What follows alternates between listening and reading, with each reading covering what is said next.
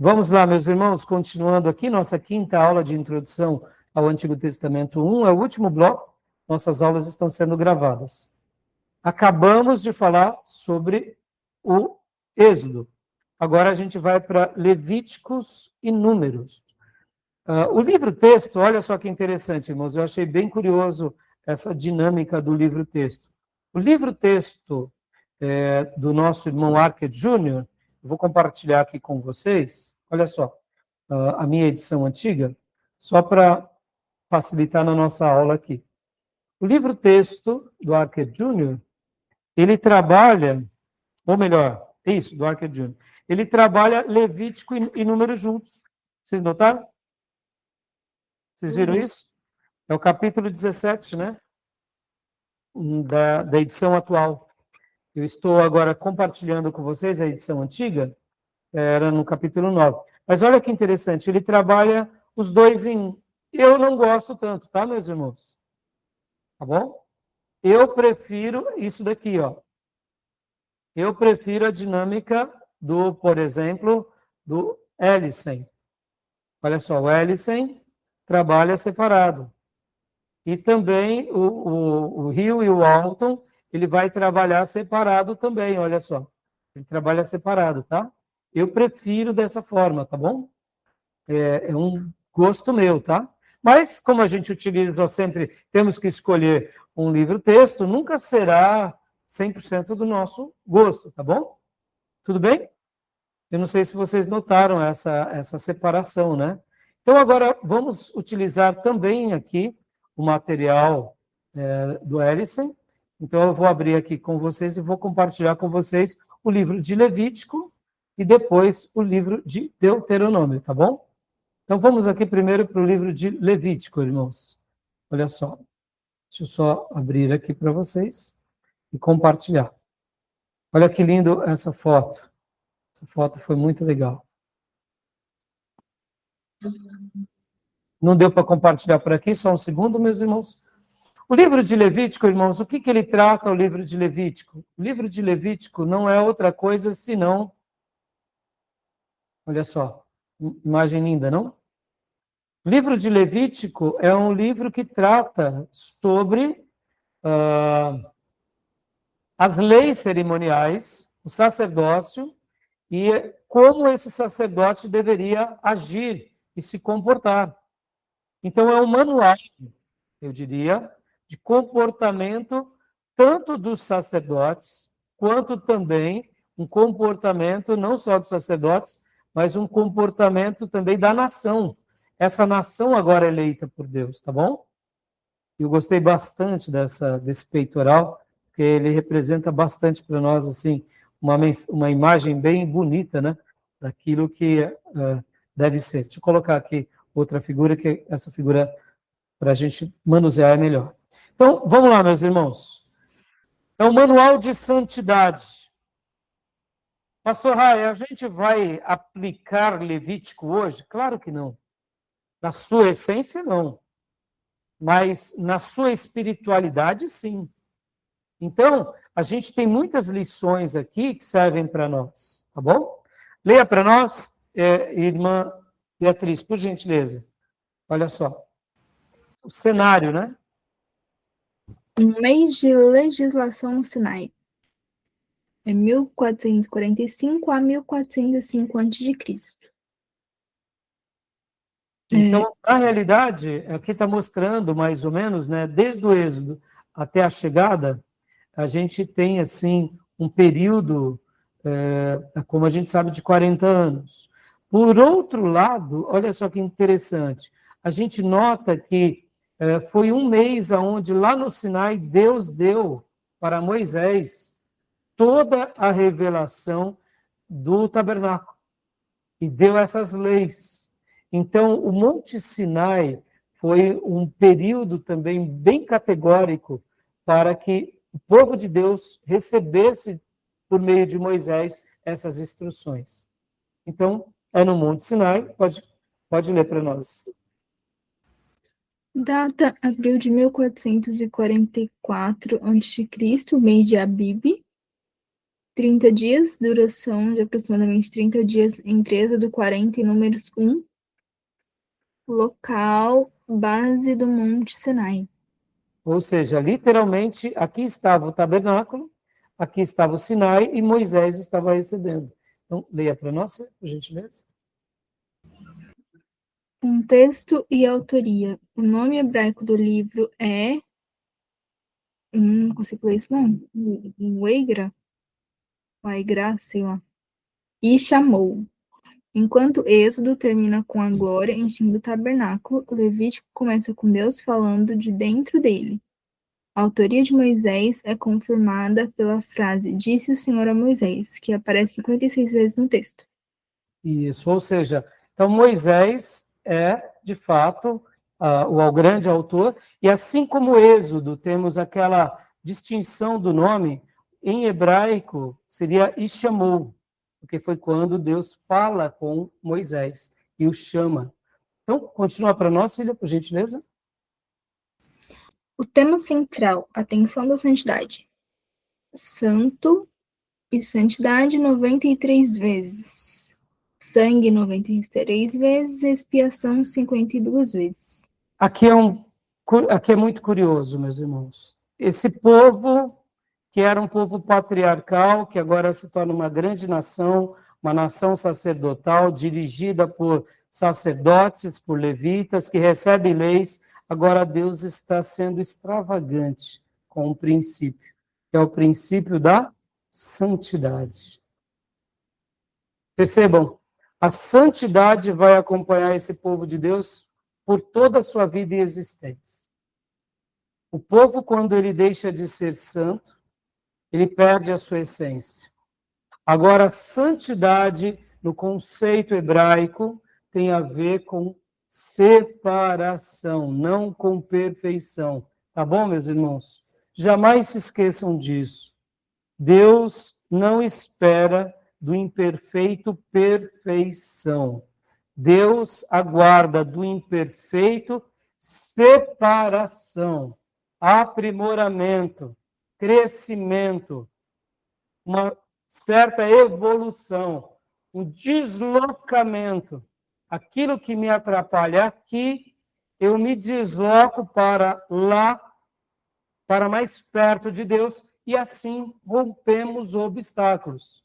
A santidade, por que precisa do sangue? Por que precisa da expiação? Porque aquele que é santificado, sem o sangue, sem o perdão, ele não é purificado.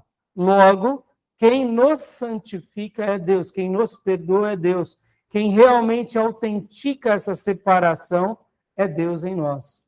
Tá bom? E aqui leia para nós, Beatriz, esse texto que é a citação de Levítico 19, 2.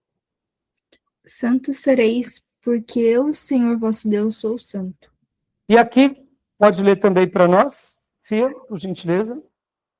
A palavra-chave Kodesh, santo, não significa apenas pureza moral, mas separado para Deus. Levítico é a resposta para o problema. Como um povo pecador pode conviver com Deus santo sem ser consumido? Porque ele é separado para Deus, logo, ele faz a vontade de Deus. E Deus é tão amoroso, repleto de graça, que quando esse povo imperfeito peca, ele deixou um altar do sacrifício, ele deixou uma pia da lavagem. E em Cristo Jesus, aí onde entra, irmãos, a beleza de nós estudarmos o Velho Testamento, porque o catolicismo, ele se enveredou por uma tradição onde misturou santidade com evolução, com canonização, no sentido de você se torna um ser quase que angelical. E essa tradição não tem nada a ver com a Bíblia. A santidade bíblica, ela é totalmente diferente daquilo do que a tradição católica ensina. A tradição católica, ela está fundamentada, de fato, sobre uma tradição. Por exemplo, irmão, você já viu algum católico adorando Moisés? Tá bom. Então, o profeta Elias. Mas por que não fizeram isso? Se a Bíblia cristã, se a parte do cristianismo, o Novo Testamento, está fundamentado sobre o Velho. Se alguém fosse se tornar santo, deveria ser os grandes ícones do Velho Testamento: Abraão, Moisés, Elias, Davi, Salomão. Mas como que a gente vai canonizar alguém que a Bíblia mostra assim pecados horrorosos deles, como é o caso de Salomão? Perceba, as próprias Bíblias não dão margem para canonicidade. Em nenhuma parte do Velho Testamento. E o Novo Testamento piorou, Pedro mentiu 3 vezes, como se não bastasse. João e Tiago eram chamados filhos do trovão. Perceba, não dá margem. Então, a tradição católica sustenta isso porque, em cima dessa base da canonicidade, eles constroem a tradição romana. É simples. E aí, eles usam a Bíblia, mas eles não estão fundamentados, que é o que a santidade bíblica é totalmente diferente do que a tradição católica. E agora, vamos lá, meus irmãos. E protestante também tem tradição ou não? É a semana da Santa Ceia, pastor. Eu tenho que consagrar. Aí, na semana da Santa Ceia, o irmão não fala palavrão, o irmão não xinga ninguém, não bate na mulher.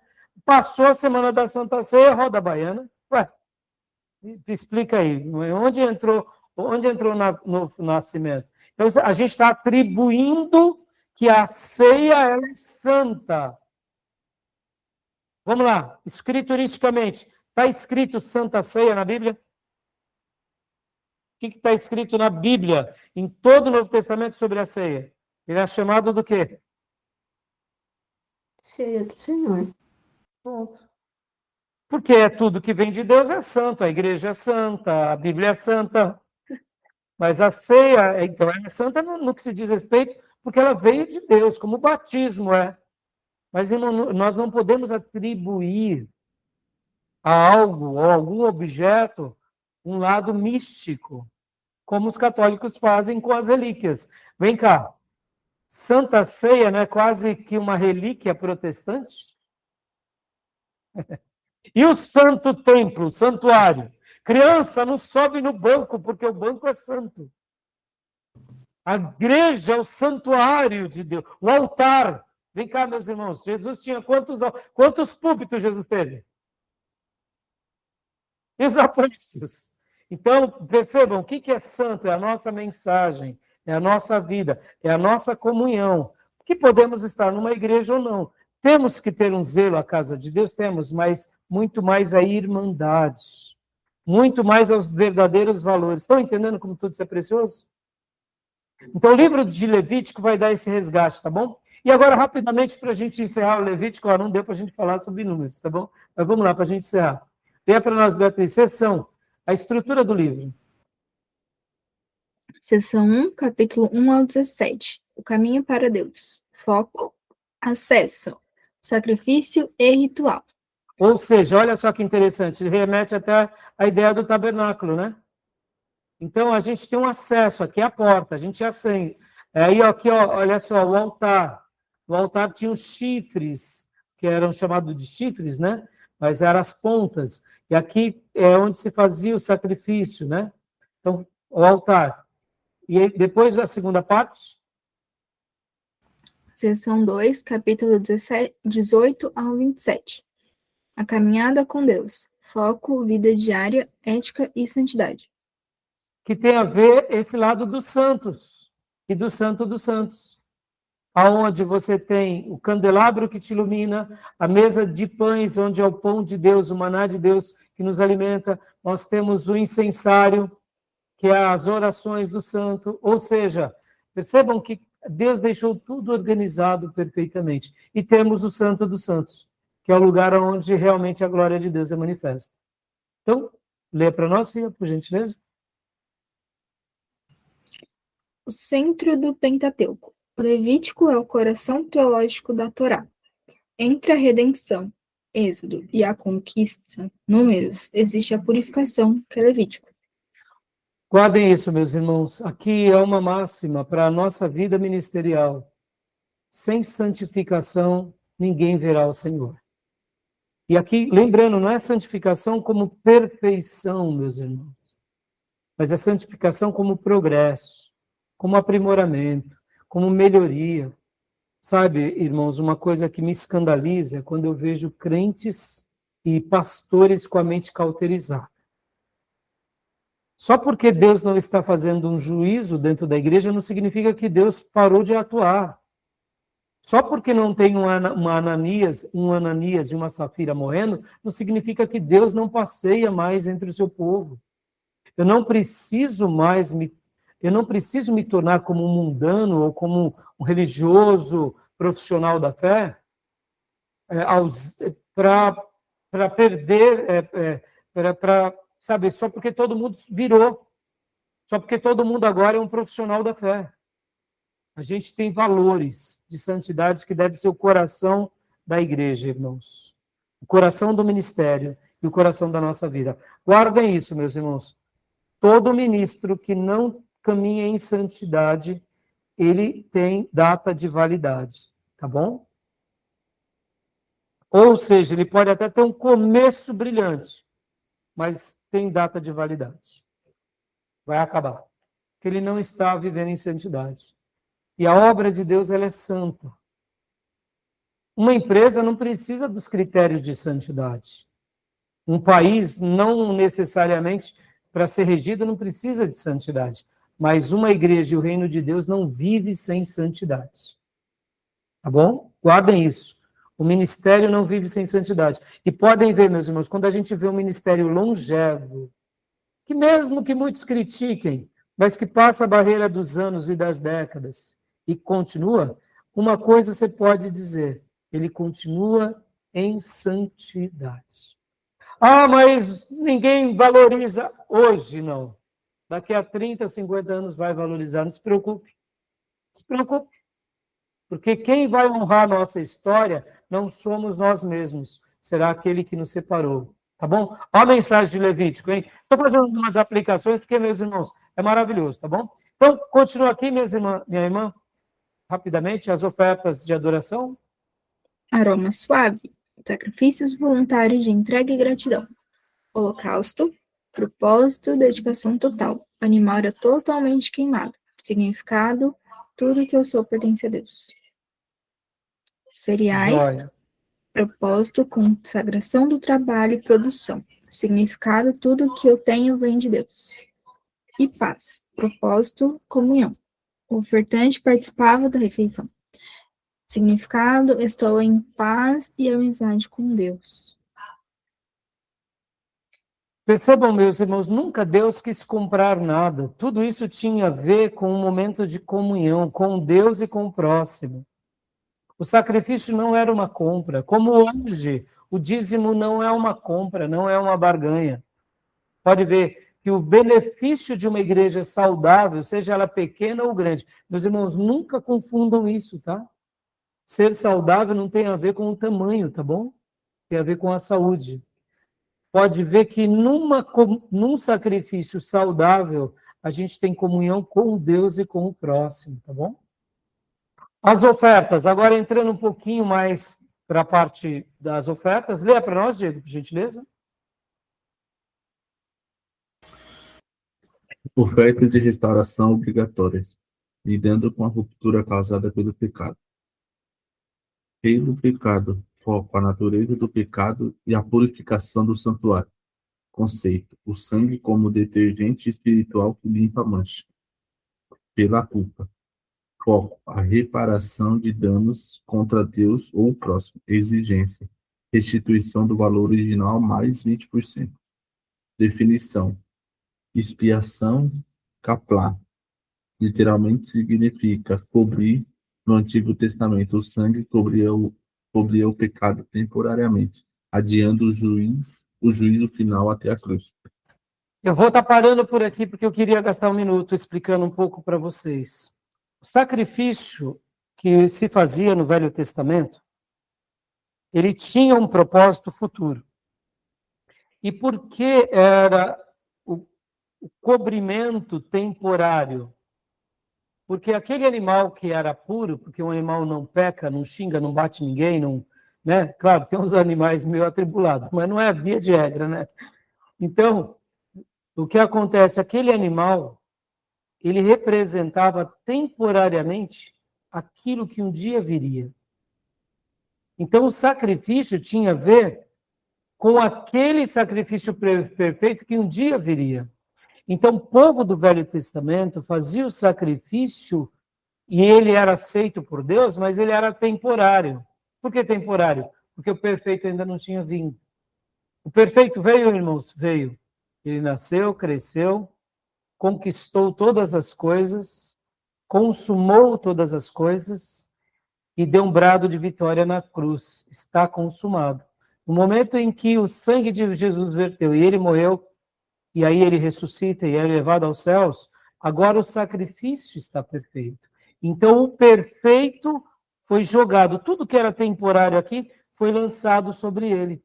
E nós hoje, que estamos depois do sacrifício, nós que estamos depois de Cristo, nós não olhamos para frente, nós olhamos para trás. O Velho Testamento olhava para frente, virá o Redentor.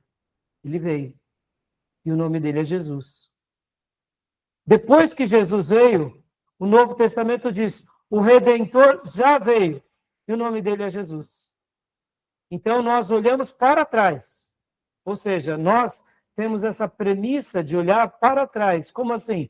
Nós olhamos, nós estamos hoje aqui. Nós olhamos para Cristo, no sentido, ele nos perdoou. E quem for viver depois de nós, sempre vai olhar para trás. Então, o sacrifício já foi pago. Percebam, irmãos, como isso é lindo, como essa mensagem é linda. E como é importante a gente conhecer tudo isso, tá bom? Então, vou parar por aqui, que já deu hora, eu queria ter concluído, mas porque a gente vai entrar um pouquinho agora aqui, ó, no sacerdócio, irmãos, os detalhes, sabe? Eu queria gastar esse período aqui com vocês, tá? E tem algumas liçõezinhas aqui profundas, tá bom? E aí a gente vai tentar correr um pouco mais rápido semana que vem, tá bom? Semana que vem não, quinta-feira, tá bom? Beleza, meus irmãos? Alguma pergunta, alguma dúvida? Então quer dizer que tem que derramar o sangue para poder ter a purificação do pecado, é isso que eu estava falando? Sim. Podem ver que desde quando Deus falou para Adão, a alma que pecar morrerá, logo depois Deus deu a solução, que somente haveria perdão por meio do sangue. Derramamento de sangue não há. Derramamento de sangue. Sem o derramamento de sangue, não há remissão dos pecados. E assim começa todo o Velho Testamento, filho. Por isso que os sacerdotes faziam o sacrifício. E por isso que os patriarcas, antes da lei, faziam o sacrifício. Que era um símbolo do pedido de perdão. Mas esse pedido de perdão era algo provisório, porque eles estavam olhando para o Redentor. E o Redentor veio. Lembra o que Jó disse? Meu Redentor vive, e um dia ele se levantará sobre a terra. Então, além das orações, precisava ter algo físico, palpável. E aí entravam os animais, entravam os sacrifícios. Por isso que o livro de Êxodo é fundamental. E sem o Êxodo, não, Levítico. Sem Levítico, o Novo Testamento fica meio incompleto. A gente não entende. E nós hoje precisamos do sacrifício? Não, irmã. Aí é onde entra o grande sacrifício de Jesus. Ele se fez pecado por nós. Entendeu? Ele resolveu tudo. Por isso que os judeus aqui, lá, lembra dos judaizantes, que queriam praticar a lei de Moisés também? Falavam, não, vocês têm que fazer o sacrifício. Aí era como se Paulo vem e fala, não, vocês estão voltando para trás, não, a graça não precisa de sacrifício. Agora fica claro porque Deus destruiu o templo. A destruição do templo estava na agenda de Deus, para que o cristianismo chegasse em toda a terra. Agora, poderia ser que Deus não destruísse? Poderia, mas dentro do calendário divino, desculpem, não, isso não poderia, porque Jesus disse que seria destruído. Desculpem. Jesus disse que seria destruído o templo. Então, e aí também refere-se também a si próprio, né, ao seu corpo. Mas perceba que no calendário de Deus, Deus já sabia de todas as coisas. Então, assim, por isso que hoje nós não precisamos de fazer sacrifício. Porque nas religiões místicas, principalmente no Espiritismo, eles fazem sacrifício. É quase que um tipo do Velho Testamento sem o Deus do Velho Testamento. É totalmente errado, né? É totalmente fora de propósito. Tá entendendo, filho? Tá bom? Então, hoje, o sangue de Jesus nos basta, né? Ele nos preenche. Tá bom? Beleza, meus irmãos? Então, paramos aqui. Vamos correr um pouquinho mais, né, a partir de quinta, tá bom? Alguma outra dúvida? Não? Então, terminamos aqui. Vou fechar. Deus abençoe. Querendo Deus, nos vemos amanhã no nosso culto de oração, tá bom? E aos demais alunos, nos vemos na quinta. Tá bom, meus irmãos? Pessoal, boa noite, graças e paz. Fica com Deus. Boa noite, meus irmãos. Boa noite, graças e paz. Boa noite, pessoal. Graças a Deus, bom descanso. Boa noite.